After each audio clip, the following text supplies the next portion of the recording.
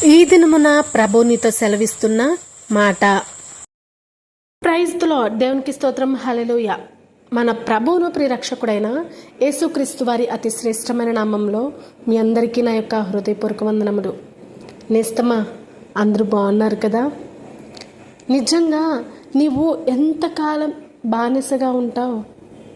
నువ్వు ఎంతకాలం ఎదుటివారికి బానిసగా జీవిస్తూ నీ జీవితాన్ని వారికి అర్పిస్తూ ఉంటావు? ఏంటి నేను ఇలా అంటున్నానని చెప్పేసి ఆశ్చర్యపోతున్నారా?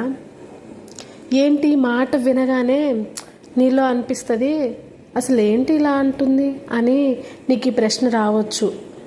ప్రియ సహోదరి సహోదరులారా, అయితే ఒక మాట, ఈ భూమి మీద మనిషిగా పుట్టిన ప్రతి ఒక్కరూ కూడా ఏదో ఒక పాపానికో లేకపోతే ఈ దేనికో ఒక దానికి బానిసలుగా ఉంటారు.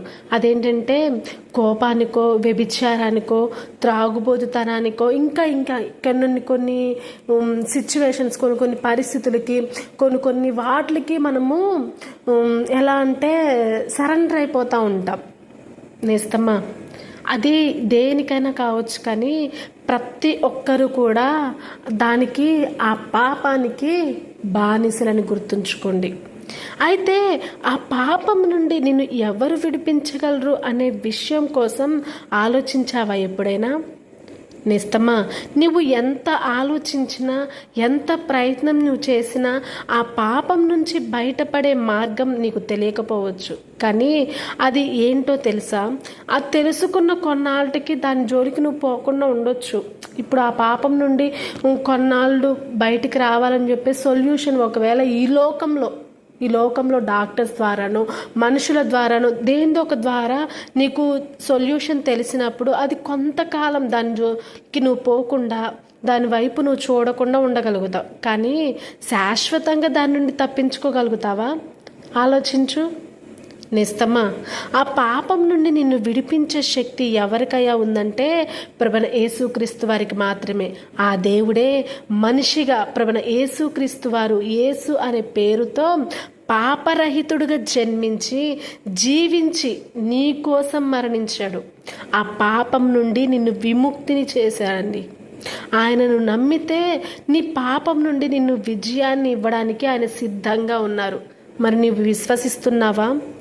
ఇప్పటికైనా కానీ సరే నిన్ను నువ్వు ఆలోచించి, అయ్యో నా నీ పాపం నిజంగా నేను చేస్తున్నాను అని నువ్వు గ్రహించి నీ పాపం నుండి విడిపించే శక్తి ఎవరికి ఉందని ఇప్పుడు నీకు అర్థమైంది కదా.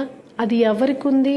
ప్రభువైన యేసుక్రీస్తు వారికి మాత్రమే. కాబట్టి ఆయన్ని స్వంత రక్షకుడిగా అంగీకరించి నమ్మి స్వతంత్రుడు అవుతావో, లేకపోతే ఆ పాపంలోనే ఉండి నాకొద్దులే, ఈ పాపం నుండి నేను ఈ పాపంలోనే ఉంటాను, ఆ స్వేచ్ఛ నాకొద్దు, ఆ స్వతంత్రం నాకొద్దు, ఇంకా నేను ఈ పాపానికి నేను బానిసగానే ఉంటానని అనుకుంటున్నావో ఆలోచించుకో. నేస్తమ్మా, ఎందుకో తెలుసా?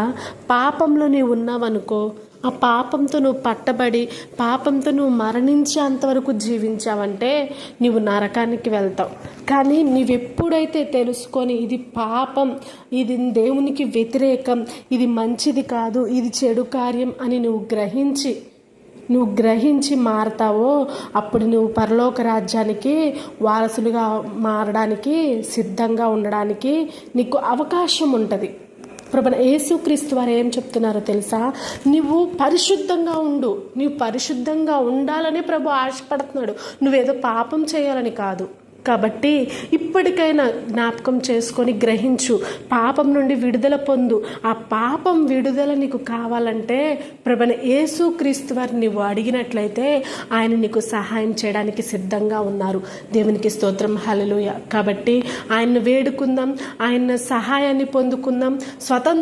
పాపానికి స్వతంత్రులుగా, పాపం విడిచిపెట్టి పాపం జోలికి వెళ్లకుండా స్వతంత్రులుగా జీవిస్తూ, పరిశుద్ధంగా పవిత్రంగా జీవిస్తూ దేవుని నామానికి మహిమార్థంగా జీవించుదుగాక. Praise the Lord. ప్రార్థన చేసుకుందామా? ప్రార్థన. సకల ఆశీర్వాదాలకు కారణభూతుడైన మా ప్రియ పరలోకపు తండ్రి, నీ నామమునకు వందనములు ప్రభువా.